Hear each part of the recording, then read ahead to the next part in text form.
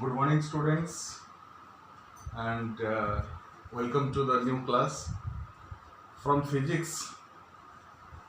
You must have think that what is the difference between the physics in class 10th and physics in class 11th. So, no doubtly, it is a very great difference between the class 10th and class 11th physics. Whatever you have read in class 10th, that is very minute, very small amount of physics already you are knowing. Only you know the fundamentals only. But in class 11th, you will be going through the physics in details. And both the parts you have to face it here. One is the theoretical concept, another part is the numerical. Both the things you have to solve or you have to understand simultaneously.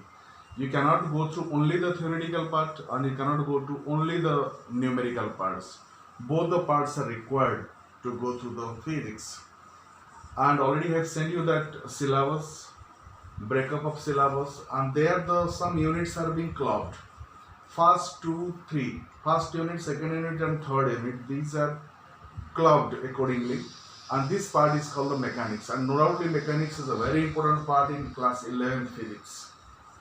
And whenever you follow the class 11 physics, you have to you must be thinking for the reference books. What are the books that should be thoroughly go through it?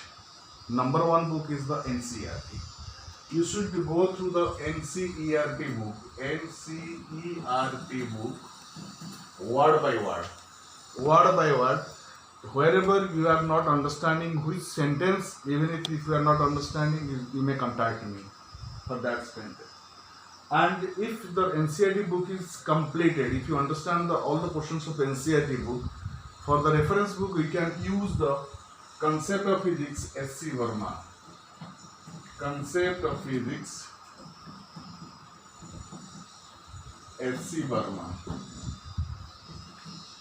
Concept of Physics, S.C. Verma. And if you are master in that S.C. Verma, if you are solving the NCERT completely and S.C. Verma completely, then for the higher study, for higher solving the numericals, you can use the book that is the Singh's, that is the author is the B.M. Sarma book. Number third one is the B.M. Sarma. B.M. Sarma book. And I am sure that one by one, whenever you are completing all these three books, and you will be mastering the physics. And the portions, whatever you are going through the NCERT book, and if you touch the S.C. Verma, maximum portions will be finding from the S.C. Verma. Some new concept you will be finding from the S.C. Verma. If the S.C. Verma is already completed, then if you follow the B.M. Sarma books or Singh's, again some new concept or new techniques you will be finding from the B.M. Sarma book. So if you one by one, suppose one concept is discussing in the school, then you just follow the NCERT book, S.C. Verma book and B.M. Sarma book. Accordingly, just complete chapter wise one by one, systematically. Daily you go through the physics. Daily at least 1 to 2 hours you go touch the physics and you will be mastering concept by in the numerical also. So first of all, in the first class, I want to give the emphasis particularly on the mathematical tools. Whatever you are knowing in previous classes, that is normally it is used in the solving numericals. And the important part is that mathematical tools, you know all these mathematical tools. I don't want to discuss all these things, you know it. A plus b square whole square, a square plus b square, a minus b whole square, a square plus b square, a plus b plus c whole square, a plus b to the power cube, and a cube plus b cube, a minus b whole cube. Like this, what are the mathematical formulas already written on this board? Just you write down on your note, and one by one, by variable, by changing the a and v, you can solve at least one or two questions of these mathematical tools. And other part you will be finding that quadratic equations. You know that x square plus bx plus c equal to 0, and the roots of the x equal to minus b plus or minus b square minus 4ac by 2a. I am using these tools because whenever you will be solving the numericals, these tools will be helpful in calculating speedily, because time factor is very important to solve the numerical. Immediately that this formula should be coming into your mind. And the another important theorem, normally it is coming in physics, that is the binomial theorem. Binomial theorem. And you have to write this theorem on your note. What is the binomial theorem? That is, you know, the formula for the binomial theorem is simple. I am telling you, a plus b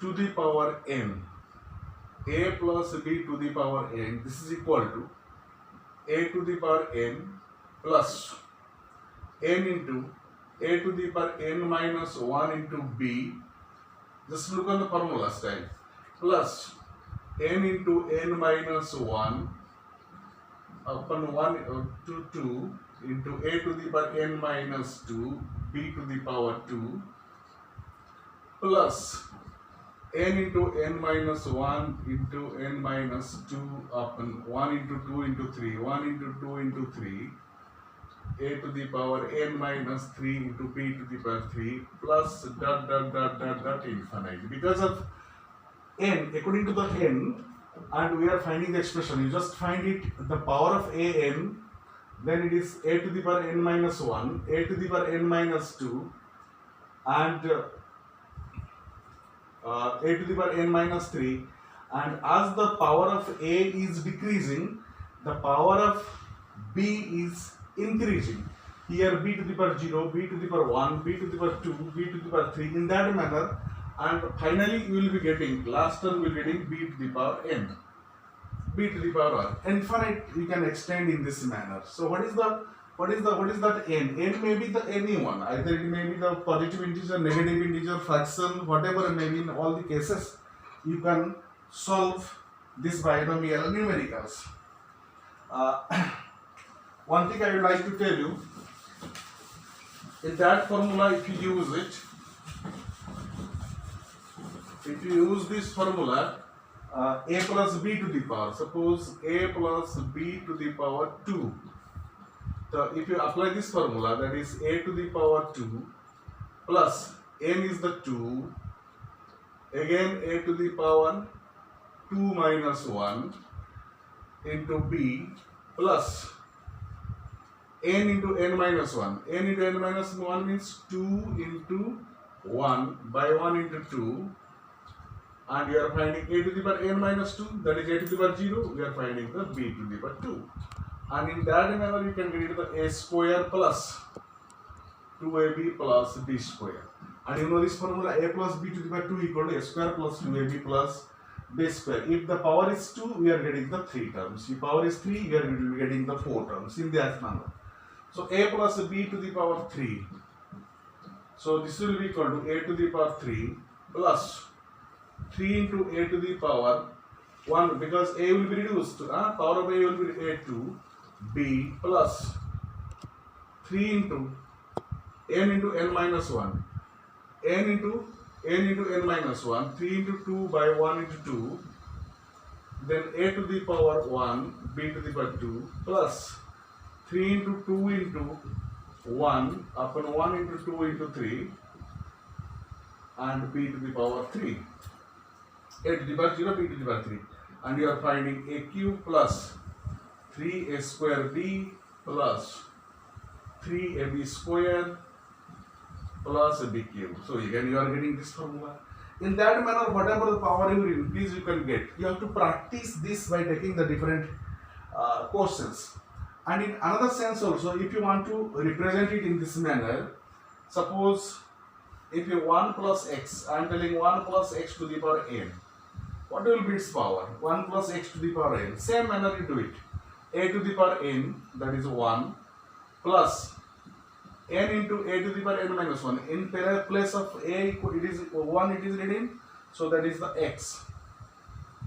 nx plus n into n minus 1. n into n minus 1 upon 1 into 2, that is a power is 1, so 1 b to the power 2, that is the x square, and you will be getting in that manner, that is equal to 1 plus nx plus n into n minus 1 by 1 into 2 into x square. In that manner you will be getting the different terms. So whatever you place in that manner, also just to write the expression, you just practice your expression for 1 plus x, 1 plus 1 by x to the power 2, 1 plus 1 minus x, 1 minus x to the power minus 3, 1 plus 1 by x, 1 minus 1 by x, 1 minus 1 by x to the power 4. In that manner, just you just expand these expressions. On the next video, I will show you that what will be the result and how that can be used, particularly in physics numericals. I will discuss in the later class. Thank you.